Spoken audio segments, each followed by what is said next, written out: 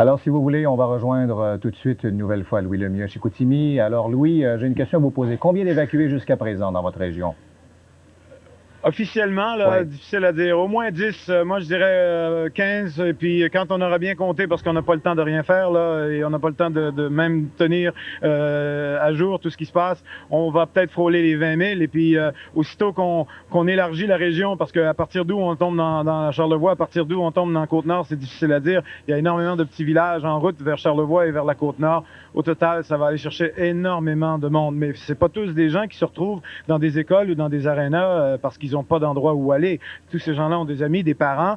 Et la plupart de ces gens-là aussi n'ont pas nécessairement perdu leur maison. On les a évacués par mesure de précaution. Alors, on va s'entendre, vous et moi, Marius, mettons qu'il y a 5 à 10 000 personnes en ce moment qui ont des domiciles, des maisons endommagées, qui ne peuvent pas être chez eux. Et il y en a probablement un autre 5 à 10 000 qui sont évacués par mesure de précaution. Très bien. Et pendant ce temps-là, les barrages tiennent bon, Louis. Oui, bon, ben, ils ont tenu bon. Alors, on en revient à ce que je vous disais tout à l'heure. On continue de se croiser les doigts en disant que si c'est vrai, pas si c'est vrai, mais si ce que je vous dis s'avère être la réalité et que le coup d'eau est passé, que le pire est passé et que ce qui s'en vient va arriver de toute façon tellement sur un débit, sur une longue période que ça ne remontera pas aussi haut que ce qu'on a vécu ce matin, effectivement, ils vont continuer de tenir. Il n'y a pas plus de pression maintenant, il y en a de moins en moins. Mais ça, ce sont des facteurs qu'on ignore encore et que je vous explique en même temps que je pose la question finalement, Marius. Merci, Louis. Si vous voulez, on va faire une pause. On va aller rencontrer le vice-premier ministre du Québec, M. Bernard Landry. Monsieur Landry, bonjour. Est aussi mobilisé au maximum. Vous avez l'impression qu'en conférence de presse, on nous a donné que la pointe de l'iceberg. J'ai l'impression d'avoir été trop vite en affaires quand je vous ai dit que l'eau se résorbait ici et que donc on avait peut-être vu passer le pire. On m'a expliqué d'ailleurs la vision apocalyptique. Il a bien raison, M. Landry, là, et puis il n'a pas fini d'en voir de l'apocalypse au cours des prochaines heures s'il se promène un peu dans la région.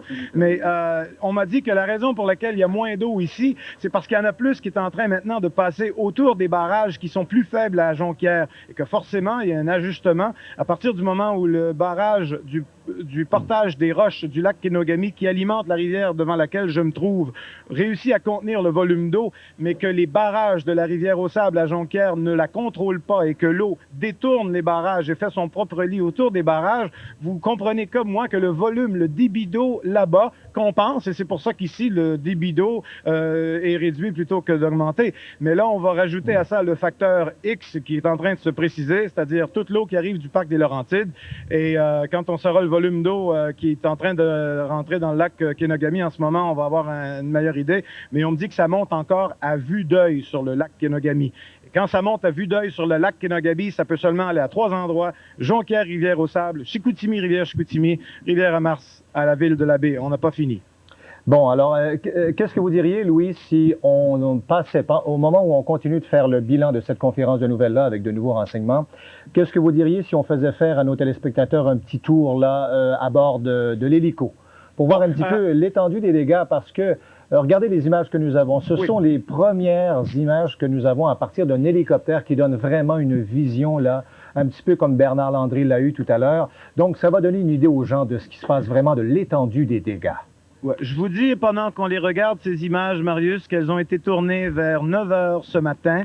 C'est l'heure, et c'est pas pour rien qu'on est monté à 9 heures, c'est l'heure à laquelle on nous avait dit que le coup d'eau arrivait.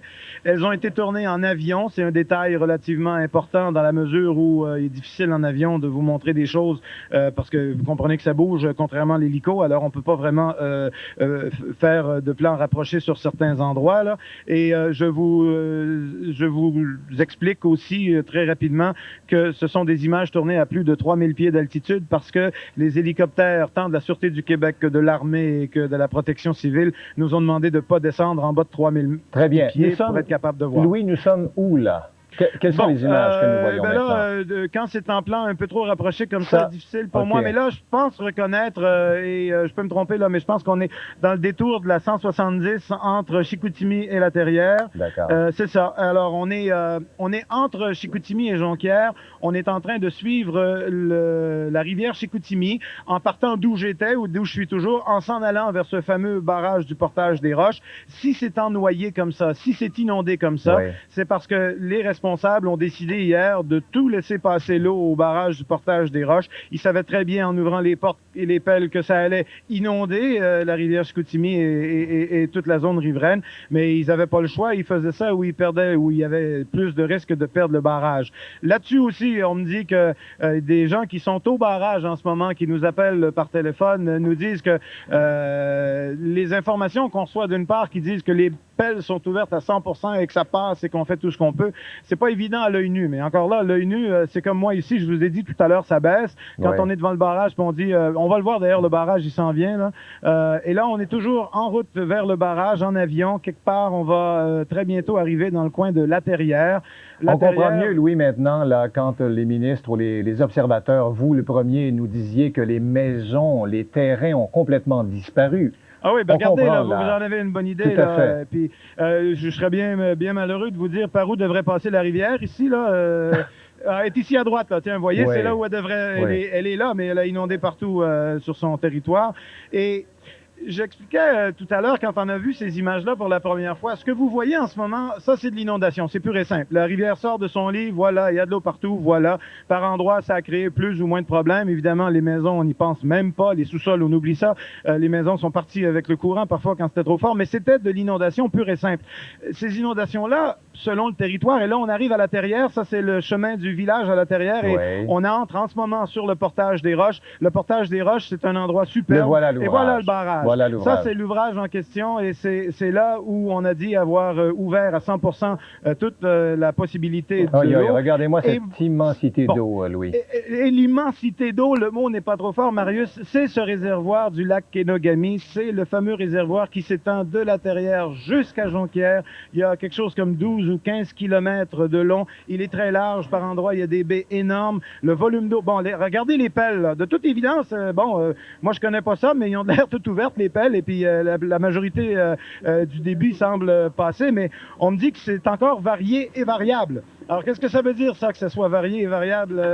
À quelque part, on s'attendrait à ce que le ministère et le gouvernement fassent passer tout ce qui est possible de faire passer. Il y a des gens qui le croient pas. Je vous dis pas que c'est le cas ou c'est pas le cas, mais il y a des gens qui croient pas que ce soit le cas en ce moment et qu'on joue toujours avec le débit d'eau. Là, on a une bonne idée là, du portrait là, hydrographique, de sorte que vous disiez tout à l'heure que toutes les rivières se jettent dans ce lac-là. C'est ça, le parc des Laurentides était à gauche. Là on le voit plus, mais le parc des Laurentides était à gauche. Bon, ça ici, on est rendu... je sais pas, Marius, là. Je vais essayer de vous le dire dans quelques secondes, là, mais pour l'instant, je me suis perdu. J'étais en train de vous dire tantôt que le barrage, le portage des Roches, c'est un endroit superbe où il y a des maisons. À l'époque, c'était des chalets. Maintenant, c'est toutes des maisons sur une longueur d'à peu près 8 km des deux côtés. Et c'est ennoyé des deux côtés maintenant jusqu'au barrage. Il va y avoir des pertes considérables. Bon, là, on est dans un détour, un méandre, là, et j'en reviens à mon histoire de tout à l'heure. C'est que une fois qu'on a noyé des maisons, qu'on est inondé, là, on a un problème. Mais le problème se complique à partir du moment où là, on a affaissement de terrain. Tout à fait. Glissement de terrain. Tout à fait. Et là, vous allez voir, on va avoir, bon, c'est ça, éboulement d'une part. Là, on travaille avec de la boue d'un côté. On travaille avec des chemins qui sont affaissés de l'autre. Et là, le problème se complique. Quand on va arriver dans la boue, les images de Ville-de-la-Baie, tantôt, où on va voir du haut des airs, le site où la maison hier a été finalement le cercueil de deux malheureux enfants. À ce moment-là, vous allez voir, c'est de la boue qu'on voit. Et la boue, là, c'est plus du tout le même problème. C'est plus dangereux, c'est plus difficile. Et la boue reste après, en principe, là. Mais on peut surtout pas circuler dessus. Bon, et puis là, à ce moment-là, ça complique les opérations, pas juste de sauvetage, mais les opérations après pour essayer de travailler. Et la boue, c'est juste un des problèmes. L'eau, c'en est un autre, les éboulements, les affaissements.